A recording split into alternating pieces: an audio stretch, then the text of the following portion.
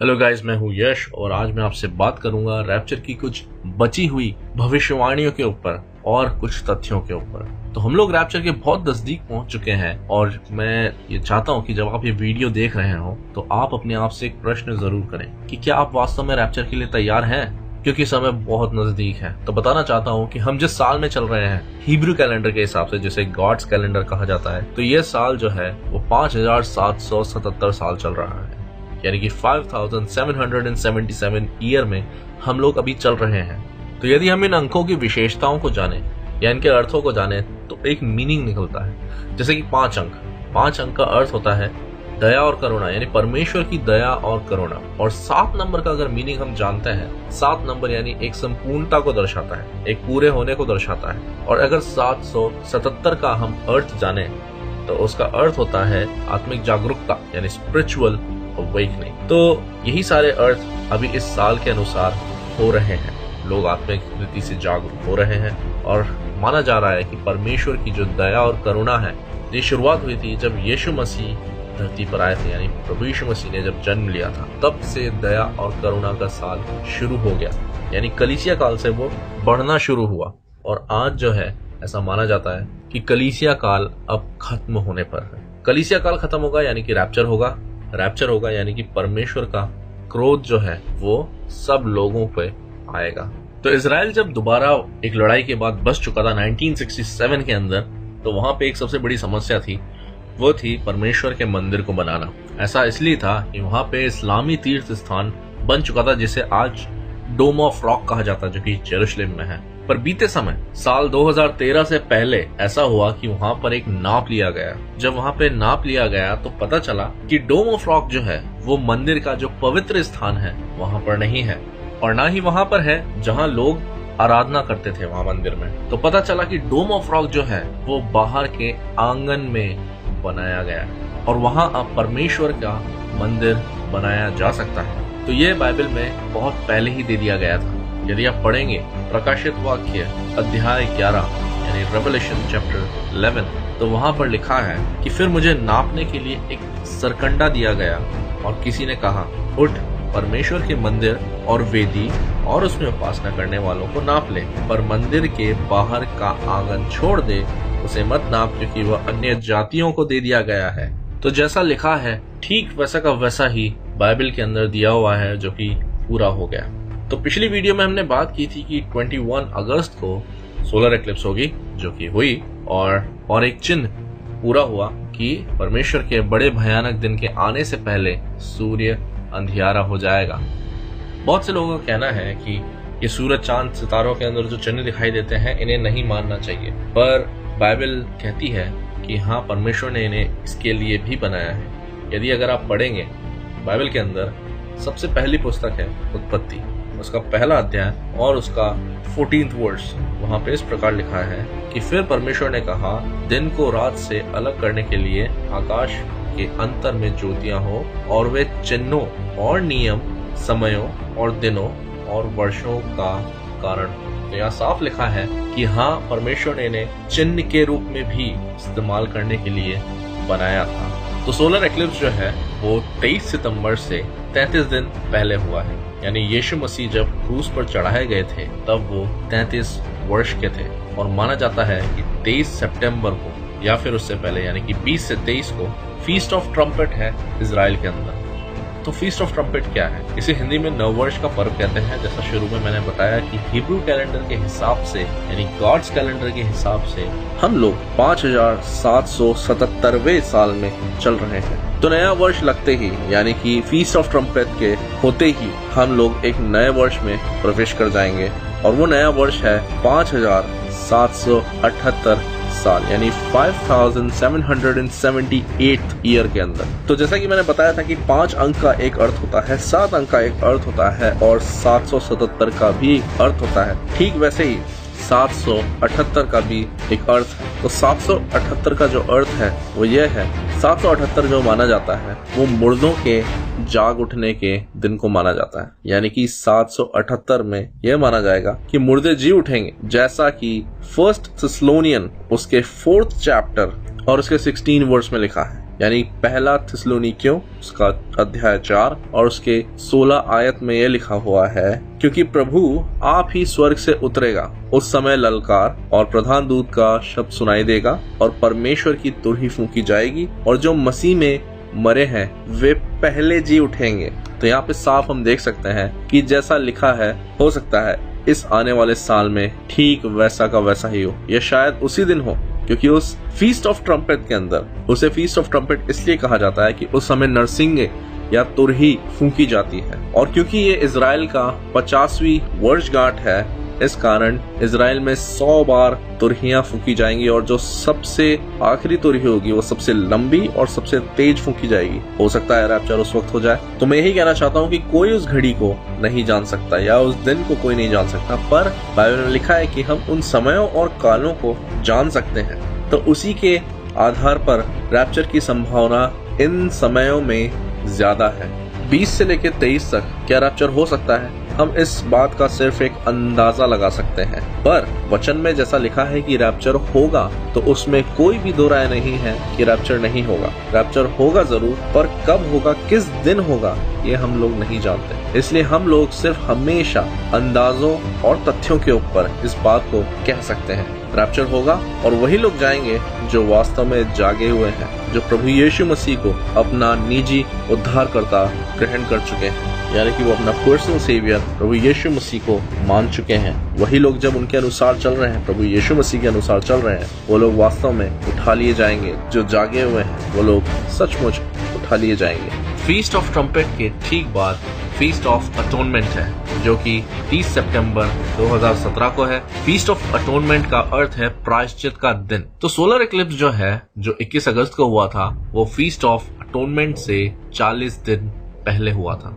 प्रभु यीशु मसीह ने भी अपनी सेवा को शुरू करने से पहले 40 दिन 40 रात उपवास किया था और उसके बाद उन्होंने अपनी सेवा को शुरू किया था। माना जा रहा है कि फीस्ट ऑफ अटोनमेंट के ठीक बाद यरूशलेम में मंदिर का कार्य स्टार्ट हो जाएगा, परमेश्वर का मंदिर बनना स्टार्ट किया जाएगा, और बाइबल की यह भविष्यवाणी भी पूरी होगी, क्योंकि लिखा है कि 3rd यरूशलेम टेम्पल जरूर बनेगा। तो यरूशलेम में मंदिर के निर्माण के लिए सारी चीजें अभी मौजूद हैं, सारी तैयारियां हो चुकी हैं, सिर्फ नींव डालना बाकी है उसकी। तो पिछली वीडियो में हमने देखा था किस तरह बहुत सारी भविष्यवाणियां पूरी हो रही हैं, और हमने देखा था कि परमेश्वर के एक बड़े और भयानक दिन के आने से पहले चंद्रमा जो है वो लहू हो जाएगा, सूर्य जो है वो अंधियारा हो जाएगा। तो चंद्रमा की हमने बात की थी, जो कि 2013 से 2015 तक कई बार रेड हो चुका है, यानी कि वो लहू के समान लाल हो चुका है, और 21 अगस्त को सूर्य भी अंधेरा हो चुका है। तो अब एक बड़ा और भयानक दिन आने को है।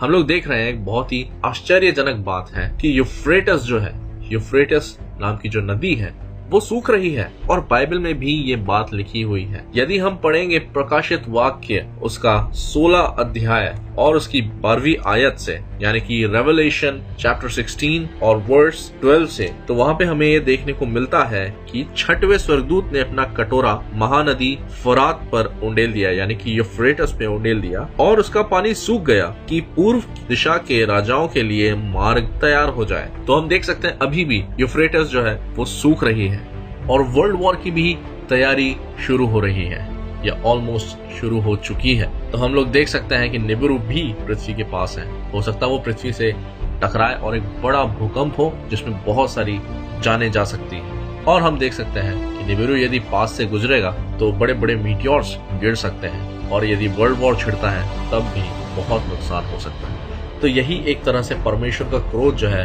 वो भड़कना शुरू हो चुका है। तो बहुत से लोग कह रहे हैं कि मैं ये वीडियोस डराने के लिए बनाता हूँ, और बहुत से लोगों को मैं डरा रहा हूँ। ऐसा कुछ नहीं होने वाला। लेकिन यदि हम देखें वास्तव में अगर सच्चाई को, तो परमेश्वर का क्रोध भड़कना शुरू हो चुका है। अगर आप ये देखना चाहते हैं तो आप न्यूज देखिए, जितना हो सके उतना न्यूज देखिए, क्योंकि मैं देख रहा हूँ कि बाढ़ जो है इस बार सबसे ज्यादा ऑलमोस्ट हर देश में बहुतायत से आई है। और यदि हम देखें तो अमेरिका में बहुत बड़ी आग लगी है।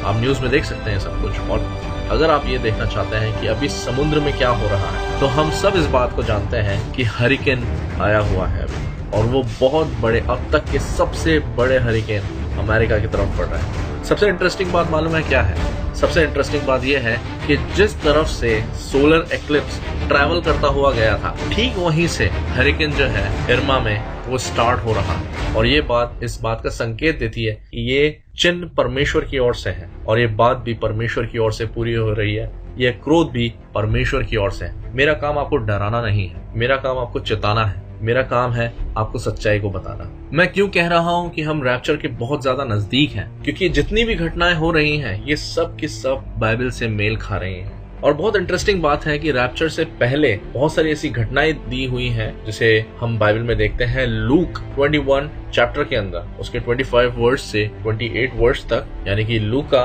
उसका अध्याय 21 उसके 25 आयत से लेके 28 आयत तक। तो वहाँ हम क्या देखते हैं? तो लिखा है कि सूरज और चांद और तारों में चिन्ह दिखाई देंगे और पृथ्वी पर देश देश के लोगों को संकट होगा, क्योंकि वे समुद्र के गरजने और लहरों के कोलाहल से घबरा जाएंगे भय के कारण, और संसार पर आने वाली घटनाओं की बाट देखते देखते लोगों के जी में जी न रहेगा, क्योंकि आकाश की शक्तियां हिलाई जाएंगी। तब वे मनुष्य के पुत्र को सामर्थ और बड़ी महिमा के साथ बादल पर आता देखेंगे। जब ये बातें होने लगे तो सीधे होकर अपने सिर ऊपर करना, क्योंकि तुम्हारा छुटकारा निकट होगा।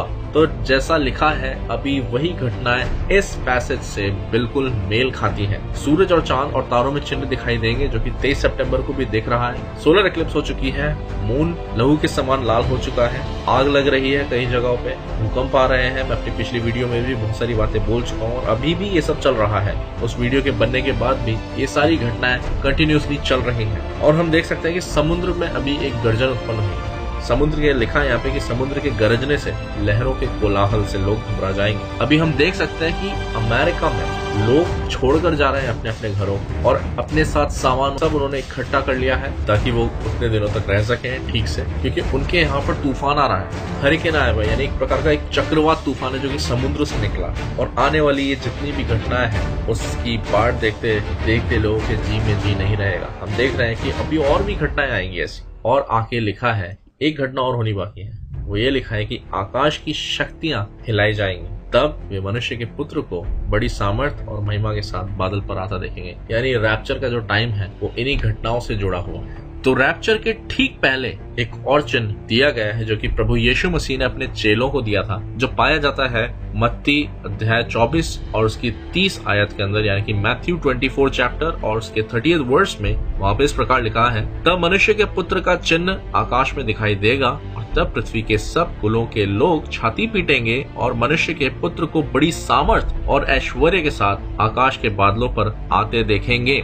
तो हम देख रहे थे कि कौन सा चिन्ह है वो, ऐसा वो कौन सा चिन्ह है। बहुत से लोग मानते हैं कि वो चिन्ह शायद क्रूस है जो कि आकाश में दिखाई देगा, पर हम देख सकते हैं कि वह चिन्ह क्रूस नहीं है, क्योंकि प्रभु यीशु मसीह ने जब ये चिन्ह बताया था तब तक वो क्रूसीफाई नहीं हुए थे, यानी उन्होंने क्रूसिफिकेशन से पहले ये बात अपने चेलों को बताई थी। तो हम देख सकते हैं कि बाइबल में कि जब प्रभु यीशु मसीह का जन्म हुआ था तो ऐसा क्या चिन्ह दिया गया था जिससे कि लोग पहचान सकते थे कि प्रभु यीशु मसीह का जन्म होने वाला है। तो यशाया उसके 7th चैप्टर और उसके 14th वर्स में यदि हम देखें तो वहाँ पे इस प्रकार लिखा है, इस कारण प्रभु आप ही तुमको एक चिन्ह देगा, सुनो एक कुंवारी गर्भवती होगी और पुत्र जनेगी और उसका नाम इमानुएल रखेगी। तो हम यहाँ साफ देख सकते हैं कि ये भविष्यवाणी यशाया भविष्यद्वक्ता ने की थी, वो की जो कि वो प्रभु यीशु मसीह के विषय में थी। इमानुएल का अर्थ है परमेश्वर हमारे साथ है। तो हम यहाँ पे देख सकते हैं कि जब प्रभु यीशु मसीह का जन्म हुआ तो मरियम जो थी वो कुंवारी थी। आज वही चिन्ह साफ लिखा है मैथ्यू के अंदर, जैसा हमने पढ़ा कि आकाश में दिखेगा वो चिन्ह। तो आज हम लोग इसी बात की बाट जो रहे हैं, यानी हम इसी बात का इंतजार कर रहे हैं कि 23 सितंबर को यही चिन्ह दिख रहा है कि एक कुंवारी गर्भवती है और वो एक बच्चे को जन्म दे रही है। वो बच्चा कौन है? जो कि लोहे का राजदंड लिए हुए पैदा होगा, यानी कि वो राजा है। तो हम यहाँ पे साफ देख सकते हैं वही चिन्ह जो कि उस समय प्रभु यीशु मसीह के जन्म में दिया गया था, यही मनुष्य के पुत्र का चिन्ह था, ना कि क्रूस मनुष्य के पुत्र का चिन्ह था। तो हम देख सकते हैं कि हाँ, जस्ट इसी के बाद लिखा हुआ है कि प्रभु यीशु मसीह को हम बादलों पर आता हुआ देखेंगे। तो हम देख सकते हैं हम रैप्चर के कितना नजदीक पहुंच चुके हैं, बस हमें तैयार रहना है। मैं नहीं जानता कितने तैयार हैं, पर आशा करता हूँ कि हम जो भी इस वीडियो को देख रहा होगा और जो विश्वास करता है इन वचनों के ऊपर, वो जरूर तैयार रहेगा। तो मैंने अपनी वीडियोस में हमेशा एक बात बताई है कि एक ऐसा ही चिन्ह जैसा कि 23 सितंबर को कॉन्स्टलेशंस में दिखने जा रहा है, ऐसा ही एक चिन्ह दिखाई दिया था जब इजराइल बना था, यानी 1948 में इजराइल बना था। और ठीक ऐसा ही चिन्ह यानी कि वर्गो के कोख में जुपिटर का जाना, वही एक चिन्ह दिखाई दिया था 1945 के अंदर, यानी इजराइल के बनने से 3 साल पहले। तो हम ये भी देख सकते हैं कि यदि ये चिन्ह दिखाई दिया जा रहा है तो हो सकता है परमेश्वर अपनी और ग्रेस दे दे, ताकि एक हमें मौका मिल जाए कि हम इस ग्रेस में भी सुधर जाएं या इस ग्रेस में भी हम उसके निकट लौट आए। ऐसा हो सकता है। और इसी तथ्य पे हम लोग इस बात का अंदाजा लगा रहे हैं कि हो सकता है इस चिन्ह के दिखने के 3 साल बाद रैप्चर हो। हम अभी कुछ पक्के तौर पे नहीं कह सकते कि रैप्चर किस दिन होगा, क्योंकि वचन में साफ लिखा है उस दिन के विषय में कोई नहीं जानता है। पर हमें जब से ये चिन्ह दिख रहा है, हमने इसके बारे में सुनना शुरू किया, हमारे लिए सबसे बेहतर चीज यही है कि हमें तैयार रहना चाहिए। जैसा कि हम में से बहुत से लोग जानते हैं कि जब रैप्चर में लोग उठा लिए जाएंगे तब एक बड़ा भयानक दिन होगा, यानी उस समय पृथ्वी के ऊपर बहुत ज्यादा क्लेश बढ़ जाएंगे। तो ये क्लेश कितने टाइम का है, बाइबल हमें साफ बताती है। तो यदि आप बाइबल को पढ़ते हैं तो वहाँ पे आप हमेशा पाएंगे कि 3.5 साल और 3.5 साल में इन क्लेश को डिवाइड किया गया है, यानी कि टोटल वो 7 साल का क्लेश है। अभी जो सोलर एक्लिप्स हुई वो 21 अगस्त 2017 को हुई थी, पर आने वाली जो सोलर एक्लिप्स है वो 2024 में है, ठीक 7 साल बाद। तो बहुत से ऐसे लोग मान रहे हैं, जो क्रिश्चियन स्कॉलर्स हैं, वो मान रहे हैं कि हाँ, हो सकता है कि ये जो 7 साल है ये आने वाला एक क्लेश काल हो, जिसे परमेश्वर ने शुरुआत से एंड तक मार्क किया हो। और सोलर एक्लिप्स जो है वो इस बात को दर्शाने के लिए हमें दिया गया है।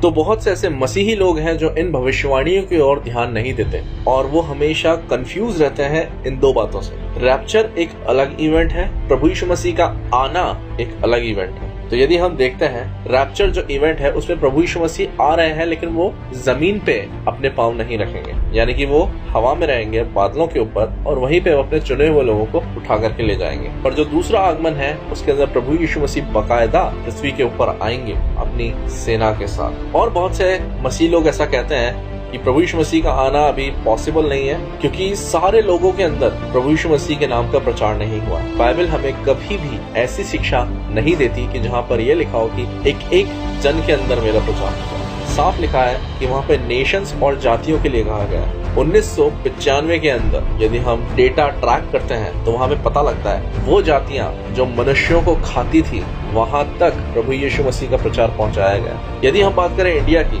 तो इंडिया में भी ऐसी वो हर एक जाति है जहाँ पे प्रभु यीशु मसीह का प्रचार पहुंच चुका है। और ये जो चिन्ह अभी हमें दिया जा रहा है ये इस बात की निशानी है। यदि हम देखें पौलुस की पत्रियों के अंदर तो वहाँ पे भी साफ लिखा है कि अन्य जातियों के अंदर, जातियों में इन बात का प्रचार हो चुका था उस वक्त से। तो अभी के समय के हिसाब से जो नई नई जातियां भी निकली होंगी उनमें भी हर नेशन, हर जाति के अंदर प्रचार हो चुका है। तो प्रभु यीशु मसीह का आना तब है जब मिलेनियम रूल आएगा, यानी 1000 साल के राज्य से पहले। और रैप्चर की घटना को हम इस बात से नहीं जोड़ सकते। रैप्चर प्रभु यीशु मसीह के दूसरे आगमन से पहले की घटना है। तो इसलिए मैं कहना चाहता हूँ मसीह भाइयों से, बहनों से कि तैयार रहें क्योंकि रैप्चर बहुत नजदीक है। रैप्चर जो है वो एक सीक्रेट इवेंट है, लेकिन सेकंड कमिंग जो है उसमें प्रभु यीशु मसीह अपने लाखों स्वर्गदूतों के साथ पृथ्वी के ऊपर आएंगे। रैप्चर जो है उसके लिए मैथ्यू 24 उसके 27 वर्स में लिखा हुआ है, क्योंकि जैसे बिजली पूर्व से निकलकर पश्चिम तक चमकती है वैसे ही मनुष्य के पुत्र का भी आना होगा। तो रैप्चर जो है वो बिल्कुल पलक मारते ही होगा, यानी कि माइक्रो सेकेंड्स के अंदर होगा, जैसा कि पॉल भी बाइबल के अंदर कहता है। तो हम देख सकते हैं कि बहुत से लोग रेडी हैं, बहुत से लोग नहीं हैं, और बहुत से लोग इन बातों पे विश्वास नहीं करते, उसका हंसी और ठट्टा उड़ाते हैं। मैं एक बात बताना चाहता हूँ कि बाइबल की आज तक एक भी भविष्यवाणी कभी भी गलत नहीं हुई है, और आज भी हम देख रहे हैं कि बाइबल की हर भविष्यवाणी शब्द पर शब्द पूरी होती जा रही है। ये आपके चुनाव के ऊपर है, आप क्या चुनते हैं। तो वो समय आ रहा है कि बहुत जल्द न्याय आएगा, तब पछताने से कोई फायदा नहीं होगा। यदि आप चुनते हैं नाश होना तो आप नाश किए जाओगे, पर यदि आप जीवन को चुनते हो तो आप जीवित रहोगे। यीशु मसीह कहते हैं मार्ग, सत्य और जीवन मैं ही हूँ। जो भी प्रभु यीशु मसीह को ग्रहण करता है वो बचा लिया जाएगा। तो रैप्चर होने के दिन का प्रेडिक्शन तो बहुत सारे हैं गाइस, हम कोई भी दिन प्रेडिक्ट कर सकते हैं, लेकिन होगा वही जो परमेश्वर की इच्छा में। हमें जागते रहना है अपनी आत्मिक रीति से, और हमें सचेत रहना है कि संसार में क्या हो रहा है, और हमें वेट करना है अपने उस दिन का कि हम जिस दिन उठा लिए जाते हैं। तो आने वाली वीडियो होगी एंटी क्राइस्ट के ऊपर, जो कि मैं बहुत जल्द लाने की कोशिश जरूर करूंगा। और मैं बताना चाहता हूँ कि एक समय था जब सेटेनिस्ट, जो शैतान को मानते हैं, वो लोग छुप करके इन सारे क्रियाकर्म को किया करते थे। पर अगस्त में सेटेनिस्ट एक धर्म है, यानी शैतानवाद एक धर्म हो चुका है ऑफिशियली पूरे वर्ल्ड में। तो अब शैतानवाद के लोग खुल्लम खुल्ला अपनी क्रियाओं को कर सकते हैं, वो खुल्लम खुल्ला अपने प्रचारों को कर सकते हैं। यरूशलेम का मंदिर बनने पर है, एंटी क्राइस्ट उस मंदिर में आने को है, जो कि मैं अपनी अगली वीडियो में, जिसे मैं बहुत जल्द लाने वाला हूँ, मैं आपको बताऊंगा जरूर। पर डिपेंड ये करता है कि हम कितना तैयार। मिलते हैं अगली वीडियो में, तब तक के लिए goodbye, God bless you. तैयार रहिए, जागते रहिए।